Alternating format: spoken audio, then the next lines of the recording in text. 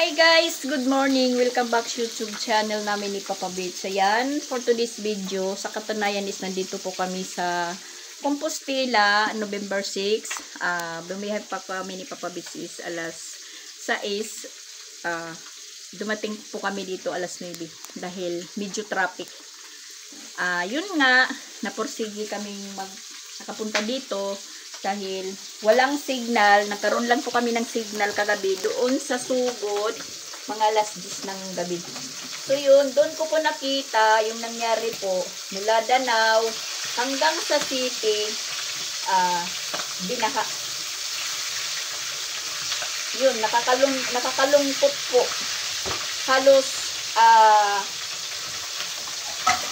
Halos lahat ng Danau is nabahaan. Mula ospital, basta ganun, nadaanan po namin, maputik po. Tapos yun, nakita ko naman po kung ano po nang nangyari. Tapos dito din sa Compostela, nabahaan. Pero alam ko na hindi po apektado dito sa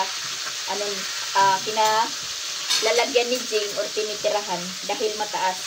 Tapos naisip ko kung saan lugar ang merong baha na hulaan ko na sa Kabadyangan. So, yun, sabi nga ni Jing, dito lang, malapit lang, sa kabilang baryo, sa Compostela. As in, marami daw ang patay. Parang Yolanda din na ang pangyayari. Tapos, yun, doon sa dinaanan namin din, tulay ng Compostela. Meron pong nadaanan namin na maraming tao. Tapos, usap-usapan, meron daw patay na palutang-lutang. Tapos yun, sinalan namin sila ng tubig, tapos bigas, dahil yun nga, sabi ni Mama Walin, nung Pizza Tres, wala na silang bigas, so binatan namin. Tapos yan, timing, wala talagang tubig. Yung tubig nila, mga tatlong baso na lang. Tapos, yun, balak na sana, hindi po kami pumunta dito ni Papa Bits. Balak na nilang umuwi dun sa sugod. Kasi walang kuryente din, walang signal.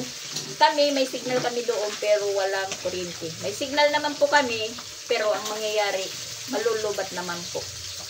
Tapos ngayon si Jing umalis, naghanap po siya ng merong matcha-charge dyan. Dinala po yung nila. Power bank.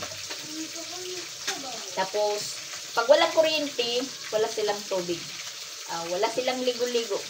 Buti na lang, kagabi daw, meron nagdalang generator, pang tubig lang. Kaya, nagkaroon sila ng agas, tapos nakaligo na si Sia. Tapos, ayan, bumili tayo ng isda, 2 klase. Nagtula po tayo, tapos, nagprito.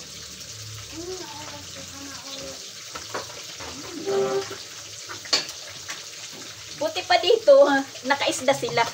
Kasi dun sa sugod, walang tinda na isda. Dito lang, kaso lang mahal. Pero kalakalahati lang po yung binili natin. Pero 2 klase.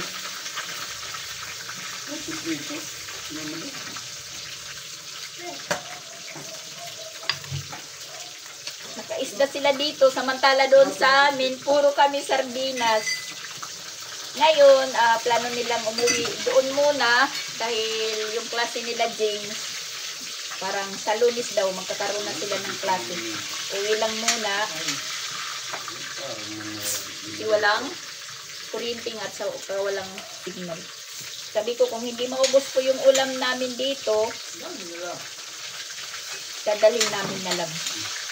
Sa bahay, bago kami umalis, nagsaing muna ako saka nagluto ng ulam. Kasi yung maiiwan doon, hindi marunong magluto. Sila lang. Kasi tulog pa si Ronald pag alis namin.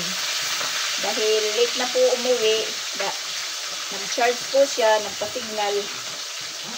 Late na po umuwi. Siyempre tulog pa. Mga alas 6 o mag-alas 7 kami umalis doon. Nalit lang po kami nang dating dito dahil yun nga, traffic sa Danau.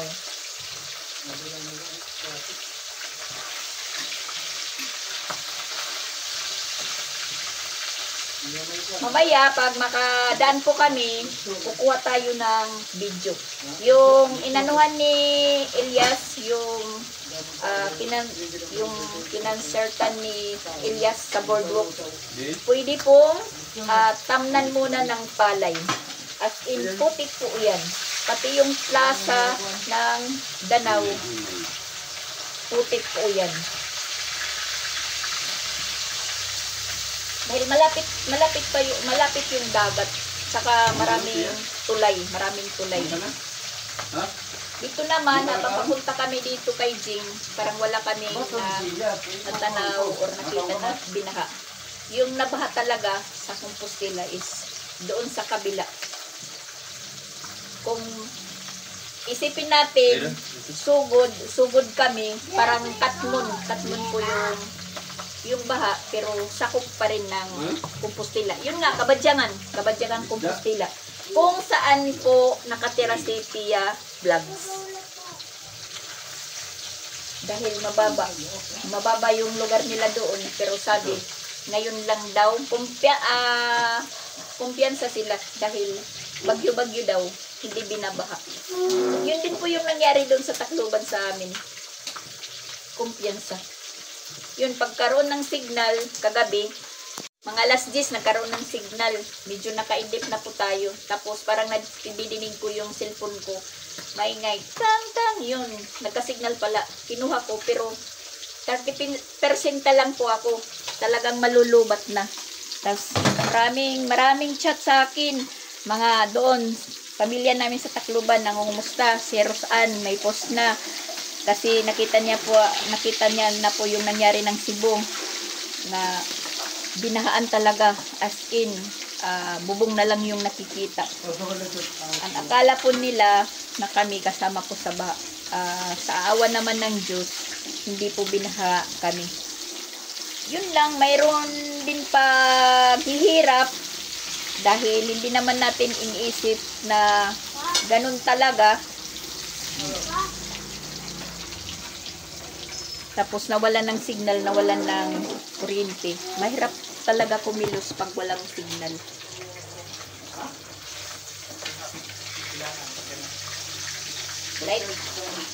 Light?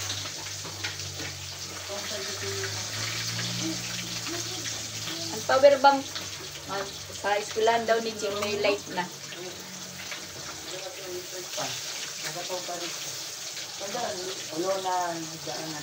May bakwit. Kaya may pa man dito.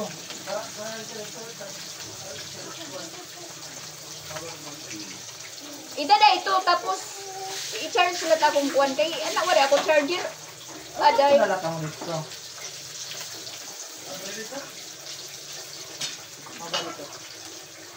Ikaw na ni kamukhaon.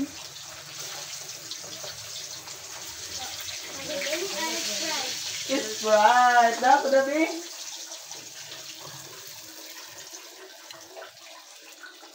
Wait, Ayan, good. si Maning kami Jing. to. Akala ko lumangoy na si Jing. Maganda pa I rin. was right.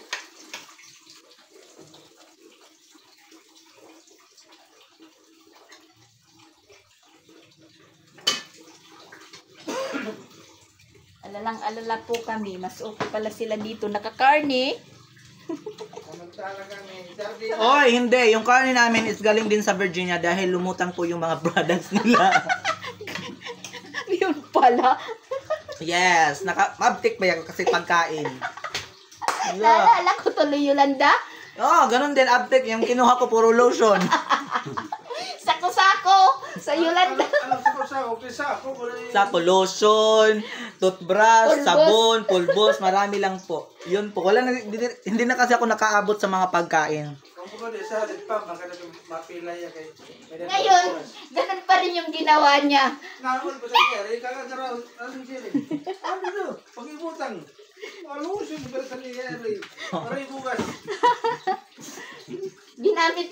Ginamit yung pagka-uptick niya sa Yolanda.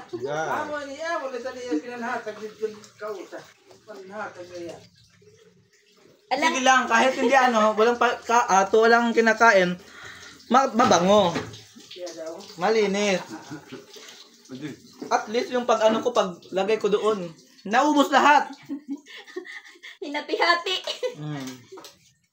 Kami, alang-alala kami dito kasi yun nga, nakita ko sa post. Kaming ka. Maraming ano, casualty. Meron pang 12 or 17 sa Mulao, may 19 sa Kabadyangan, 28 sa Tamiao, Missing. mga casualty, and may 40 Missing na pa. missing pa. Missing pa. Oh, ganun talaga yung nangyari doon sa Baguio sa Yolanda, Tacloban. Ganun din po yung nangyari.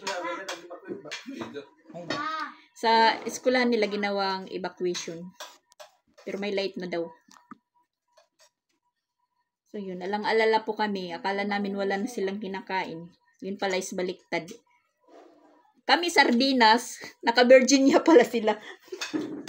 Malapit na kasi Virginia sa amin. Yan yung siyan nyo. Paliligo lang. Kasi ngayon lang nagkatubig. Dapat linangoy ka.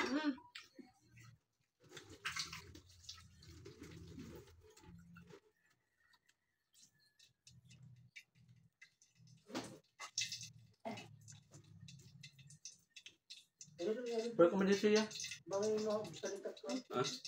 Ito, lumakat. Sino? Papasignal na tira. Matagdan to. Dagat? Sino? Siya? Matagdan to. Ato dagat signal? Gidi? Yes po, ate. Yung sa dagat daw nagpapasignal. Ako. Ang mga da. Oo. Ya, bos ini ni Jim. Ano to? Ano? Kain. Ato dito pa arwah guard. Kimay tao Para- manadangan to. Kaya kaumpas yung. Ang kasalakan kuwan. Kan, Papa, oo, kay gamiton niya't motor. ugyap maangkas ako. Ano naman dito? May extension dito, may ilarom. Lamisan ako. Maangkas ako kaniding.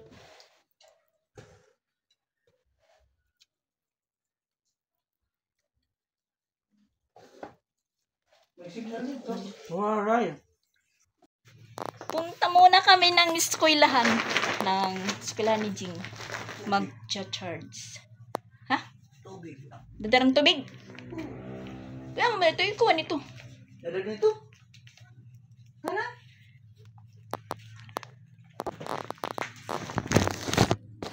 Ayan, kasama namin si Shaira papuntang eskwelahan. Nilagay ko po siya sa sako kasi kakargahin. Yeah! Huwag kang malikot, Shaira, ha? Yan. Go!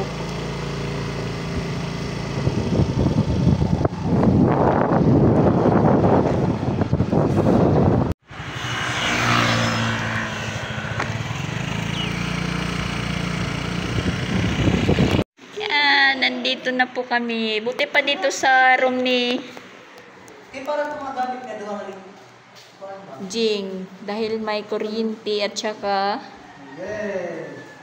electric pan. Yan. Tingnan nyo si ano. Si Shaira. Nasa mahde. Ya. Diyan din siya yan. Yung ibang room mayroong nag-evacuate. Yan. May mga nilaban. Yung kay Jing wala.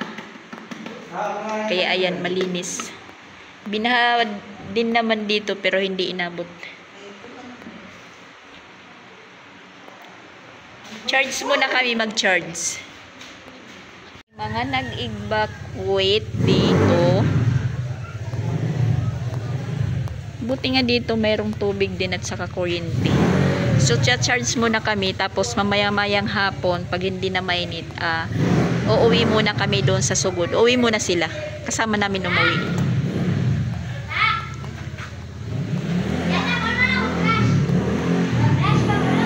Jeng, nasunod. Kapitak ah.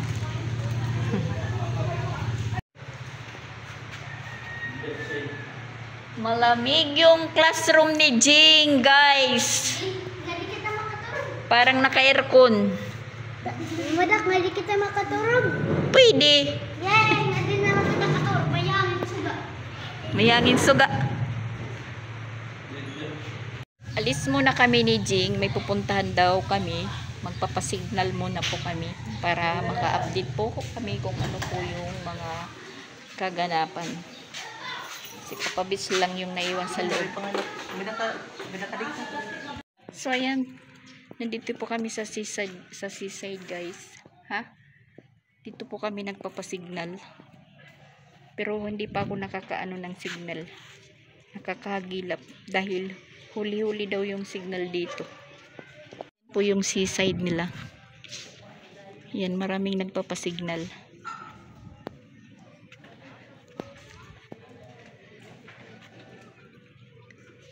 Yan, ginagawa pa lang, nasira kaagad.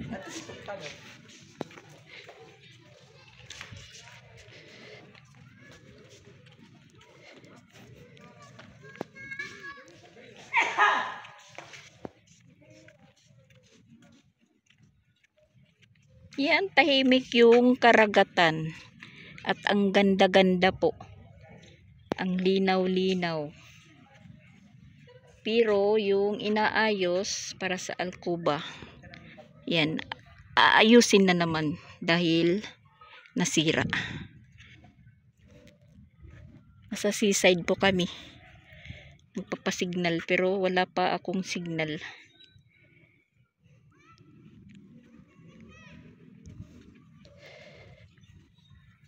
Sobrang init po.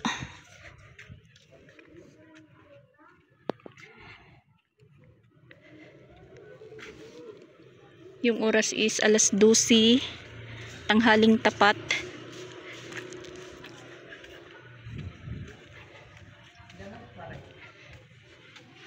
Right.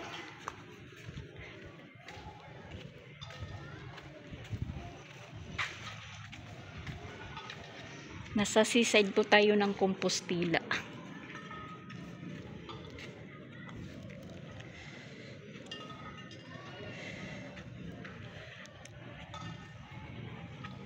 Nakasignal na din po kami, nakatawag na po kami kay Mama Walin. So, ano na din yung pangamba ni Mama Walin, nabawas-bawasan na. Sabi ko sa kanya,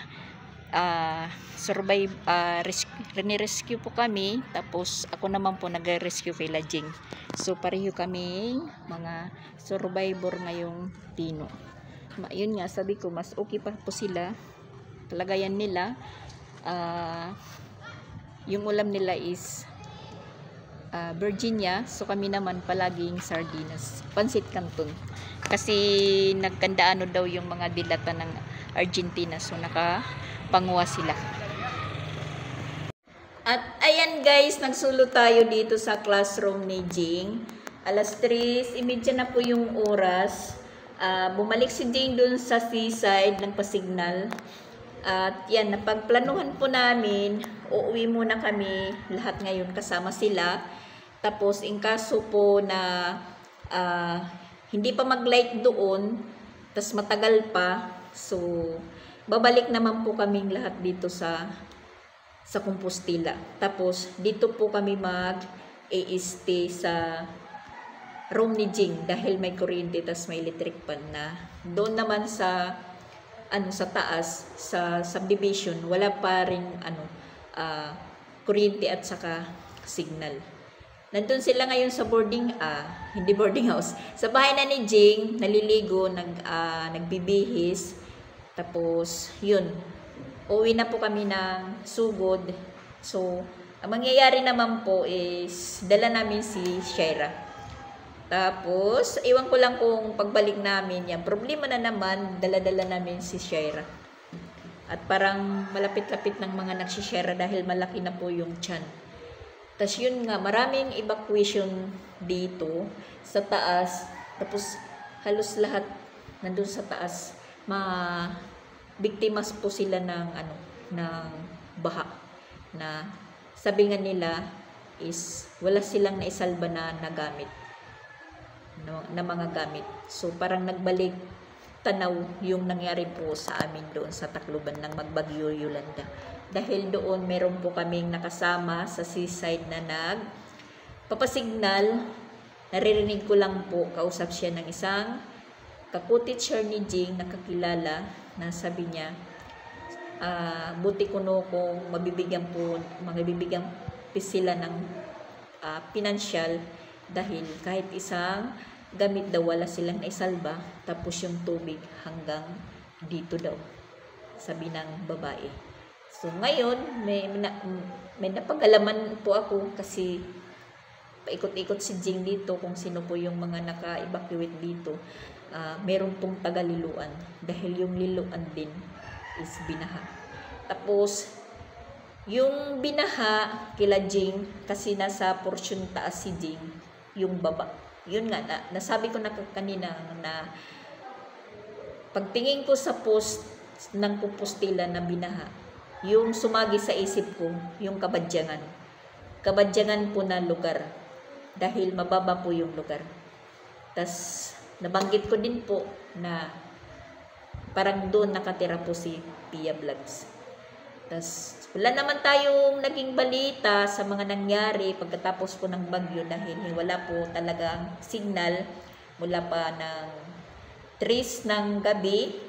Tas nagka-signal lang 5 ng pisa 5 kagabi na, pisa 5 ng alas 10. Tapos yun, ewan ko kung mayroon pa ngayong signal doon sa amin, basta dito ngayon sa room ni Jing walang signal. Yung mayroon lang doon, pupunta ka pa doon sa seaside, doon sa pinuntahan namin ni Jing, nagpa-signal. At alam ko mamayang gabi maraming magpapasignal, meron po yan magdadala ng mga pagkain, banig, na mangyayari po din, doon na din lang sila matutulog, nakahiga sa mga kung saan sulok. Tapos hindi pa naman po gaanong ayos yung building ng seaside building ba yun? Sa tingin nyo guys, sa binidyo ko kanina, mga tindahan siguro yan pag naayos na yun, yung inaayos na alkuba nasira na naman, aayusin na naman. So yun po yung mangyayari, dahil kanina na nagpapasignal kami ni Jing, mga tanghali pa lang may nakakasalubong na po kami na mayroong dalang pagkain, may puso, tapos may barbecue, may ulam. So doon po mamamalagi yun, laging magpapasignal, lalong-lalo na po yung nasalanta talaga, yung biktima, yung mga survivor ni Tino. Yun po yung nandoon. Kasi mayroong isang ka-co-teacher kanina ni Jing na mangyak-nyak dahil hindi pa niya na kukontak yung asawa niya. Tapos yun, siya po yung nagturo kung saan banda yung may signal.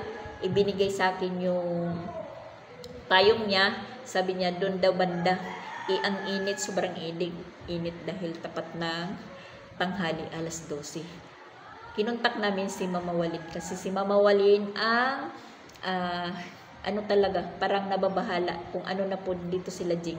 Ako naman, mula nung makita ko yung post ni Rosan talaga, tapos nag-post na si Rosan, sabi niya na kumusta na kaya yung pamilya ko sa Cebu, si Mama Dax, Papa Beds at saka si Jing, dahil wala pa silang update.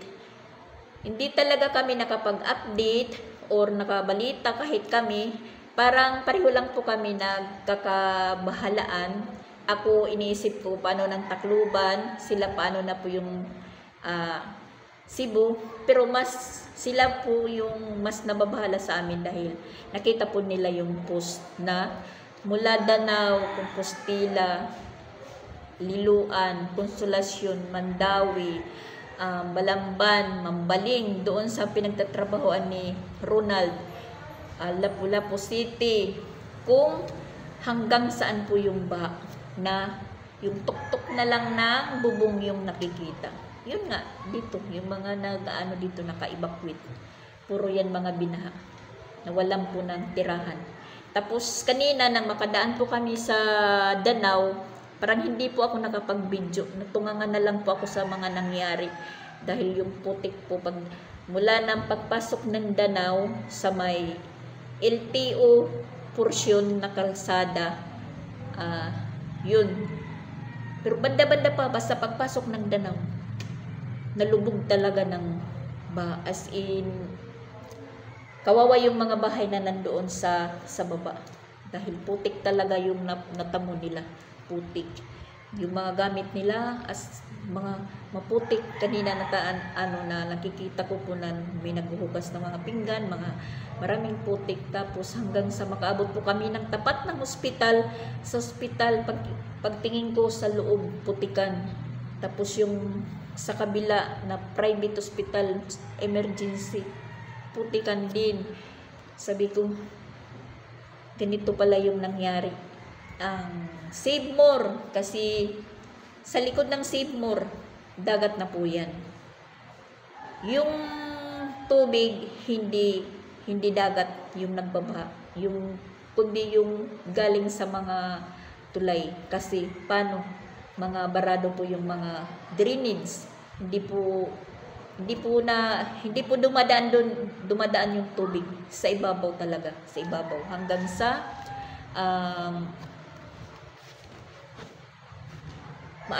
maging dagat na po yung Danau.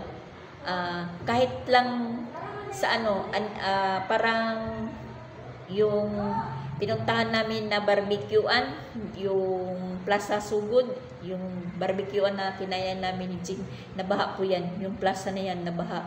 Tapos yun nga, sabi ko nga, yung pinagkonsertan ni Elias, yung boardwalk, pwedeng taniman po ng palay. Yun po yung sa tingin kanina na hindi ko naisip na mag-video po ako. Parang natulala na lang po ako na dumaan kami ni Papa Bits. Tapos hindi ko nakuha pong mag-video dahil traffic po ang nangyayari kanina. Tapos natapat na po kami sa mainit na dahil alas 9 na, mainit na po. Parang hindi ko na naisip na mag-video. Sabi ko, ganito pala yung nangyari ng Danau. Alam ko sa loob-looban, sa merkado, doon sa terminal, inabot po yan ng baha. Tapos hanggang sa umabot po kami sa may yung Iskitseran banda, yun. Sapa po yan sa gitna.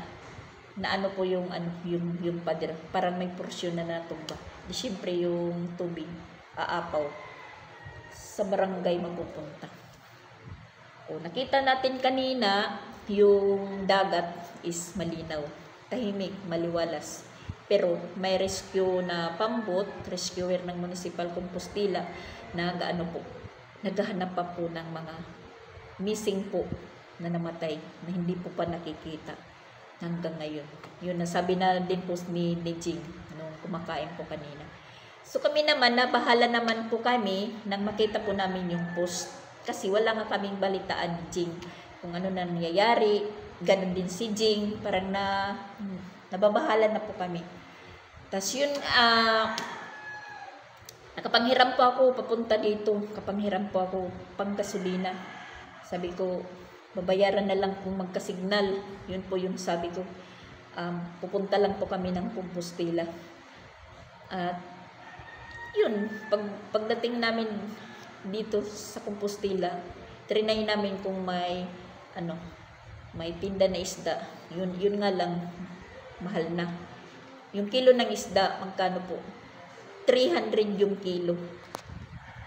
2 kilo po yung binili ko kasi para may stock po sila. Sabi ko nga, mas pala pa kayo dito, mas maganda pala yung kalagayan nyo kasi yung ulam nila is karni, tapa. Yung pala, mga ni Jing sa Virginia kasi marami daw yung lumutang na mga dilata, nakapanguha daw po siya, sabi ni Jing. Tapos merong nakwento si Jing na first time pa lang daw niyang makakita na ganun na tabi-tabi po na isang bata na ano na po siya, wala ng buhay, tapos walang ulo. Yun, sabi ni Jing, parang naano daw siya, nanindig daw balahibo. Yun nga, sabi nga ni Ronald, nung papauwi daw siya, sinusuong niya yung bagyo. Doon nadaanan daw niya yung konsolasyon na meron daw ding mga bata na binawian ng buhay.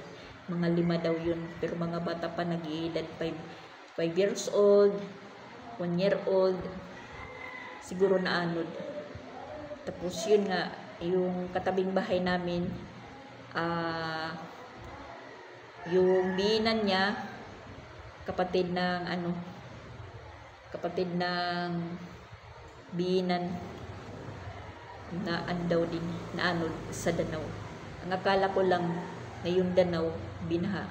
Maliit lang. Halos pala ng Danau is binaha. Okay lang kung nabaha lang tubig. Iputik. Pagdaan nga namin sa ospital, naku, yung putik ganun kakapal. Tapos yung mga gilid-gilid ng kalsada, putik po yan ng Danau, putik. Tapos, syempre, yung kalsada malilinisan na sa dahilan na marami na pong sasakyan po yung dumadaan. Ang akala namin, hindi po kami makadaan papunta dito. Na-clearing na po dahil ano na po pizza ngayon, November 6 na. Nababahala po kami sa kanila. Mas medyo okay yung kalagayan nila. Nakakarni sila, samantala kami sardinas lang. Parang natatawa na lang po kami sa sitwasyon namin. So yun, magplaplano si Jing, sumama lang muna sa amin, uuwi siya. Dahil hindi pa naman daw ako magklaklase, ganun pa rin kasi sabi-sabi, yung resume ng klase, baka sa January pa. Sa mga pangyayaring ito. Dahil dito maraming nag-evacuate na as in nawala sila ng tahanan. So paano po yan mapapaalis? Saan po sila mapupunta? Yun pa yung pinag-uusapan ng mga gobyerno. Pag-uwi namin ngayon, aanuhin natin na makapag-video tayo ng kahit kunti lang sa naganap sa Danau. Maka-video lang po tayo ng kunting kaganapan kung saan po nagkaroon ng grabe na baha sa Danau. Anuhin natin, pupursigihin po na makakuha tayo ng video. Lahat po yung nag-update sa amin, kung kumusta po kami, kung okay lang. So ayan, okay lang po kami. Sorry po kung hindi ko kayo lahat po na re-replyan kasi yung signal namin is hindi mabuti. Yun nga, sabi ko, hinuhuli-huli namin po yung signal. Tapos, yung percent ng cellphone namin is tinitipid po namin. Kaya mas mabuti nga nakapunta ko dito sa Compostela, kami ni Papa Bits, dahil nagkaroon po ng light yung room pa lang ni Jing. So nakapag-charge po kami. Biruin nyo, mula Atres, tapos November 6 na ngayon, walang signal. Paano po kami makakapag-charge? Mabuti nga si Papa Bits merong power bank. So yun po yung naging silbi namin na charge dyan na malulubat na 17% na lang po. So yun, parang hindi po ako kadami-dami po yung nagano. Salamat po sa lahat po na nag-update po sa amin na umusta kung okay lang po kami, pero ako okay, pero hindi ko pa alam kung sila Jing is okay. Nababahala po ako pag kakita ko po ng mga post na gano'n, na binaha pala sila dito. Yun, parang hindi rin po ako nakatulog. So sabi ko, magpupunta kami kahit walang panggasolina. Tapos itatry po namin na makapunta ng Compostela. At yun nga, sa lahat po nga nag-update, thank you po sa concern nyo, sa pag-aalala kung okay lang po kami. So ayan, okay lang po kami. Wala pong napinsala sa amin, wala pong naging gaanong damage, kundi yung naging damage lang po namin yung mga tiyan namin. Pero yun lang sabi ko, okay po kami, okay po. Sa lahat po na nag-update. Sa dinami-dami pong nag-chat, hindi ko lahat po na-reply. Kasi yun nga, tinitipid po yung percent ng cellphone namin. Tapos yung signal namin is mahirap. Magpupunta pa kami kung saan para po magka-signal. So, yung nagsisilbing ilaw po namin sa gabi is buwan. Yun lang po. Thank you po sa lahat po. Shout out sa lahat po na nag-message, nag-update na kumusta po kami. So, ayan. Okay lang po kami. Okay lang. At, siyempre, nanlulumo tayo sa mga kapamilyang iba sa nangyari na although na anuhan namin din yan, naranasan nang bagyuhin po kami ng Yolanda. Alam ko kung ano po yung nafe-feel nila sa ngayon ng sitwasyon ng Tino. Napagdaanan na po namin yan. Ang hirap as in, ang hirap talaga. Ang hirap. Mag-uumpisa ka sa number 1. Nasan din namin na mawalan ng bahay. Lahat ng gamit, walang naisalba. Bahay namin, 2 haligi po yung natira. Mga gamit namin, as in, isa wala nang naisalba. May man naisalba, pero putikan. Sasakripisyuhin mo pa na linisan. Tapos, umasa din po kami sa mga relief na pinamimigay. Naranasan din namin magutom minsan sa oras ng katapos ng bagyo. Kaya nga sabi ko, salamat na lang nagbagyong Tino, meron po kaming sardinas at saka pansit canton, tapos meron pa po kaming nakukuhaan ng talbos ng kamote, may nabibilhan pa kaming itlog at saka miswa. At saka meron pa kaming gas na nakakapagluto pa kami. Noon time ng Yolanda, pero ngayon naranasan din nila na kahit bagong sinaing is naputikan. Minsan may nadadaanan po namin na kumakain na lang ng kanin kahit may putik. Basta ganun. Nai-imagine ko lang po kung ano po yung naranasan nila ngayong bagyong Tino sa mga binhaan sa naranasan namin ng Yolanda. At hindi naman po ako as in nakaranas kasi nang magbagyo ng Yolanda, nasa Cebu din ako, pero nakaranas din kami ng matinding hagupit. Yung pamilya ko, sila Jing, sila po yung nakaranas, sila Papa Bits. Yun. Pero nakauwi din po ako na yun, naranasan kong magpila-pila po panguha ng mga relief na para po makakain po kami. Uwi na po kami ng Sugod, guys. Sila Jing nandito sa likod, nagpapagasolina pa. Ayan, kasama namin si Shaira. Po, putikan na to. Hanggang doon pa yan yung baha. Sirang bahay.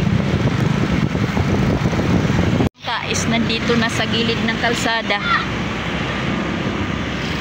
Po yan yung baha, kabilaan hanggang doon sa sulok.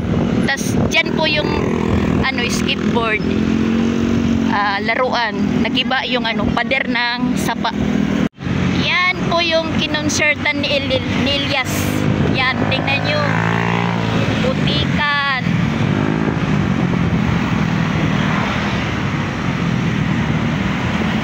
Yan sa looban. Putik yan hanggang doon. Bakas ng putik. Ang simbahan, putikan pa rin. Yan. Yung mayroong fountain.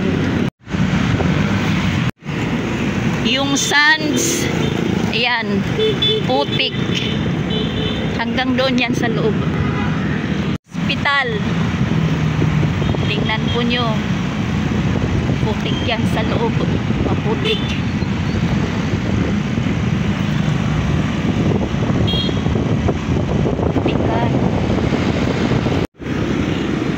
mawala yung mga halaman.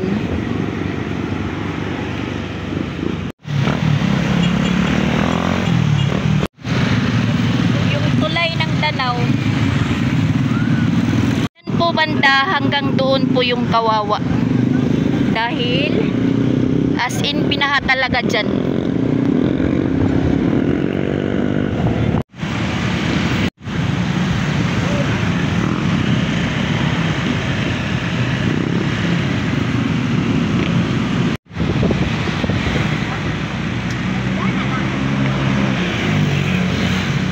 Yan yung simbahan. Iba talaga yung pader, guys. Kasi ayan, maputik. Ay sus, ang panel. Sira.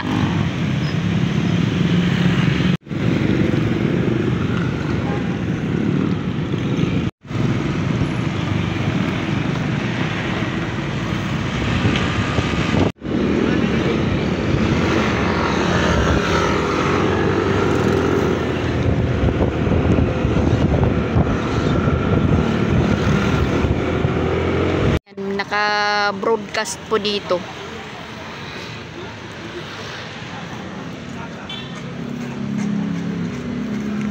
Si Jing at Sansan nauna pa kanina, maaga pa. Tapos sumunod sila Christian, Ronald at Sia. Tapos kami po yung nahuli dahil nagasikaso pa po ako sa bahay. Makay pa si Papa Bits ng sidecar. Kami maglalakad lang.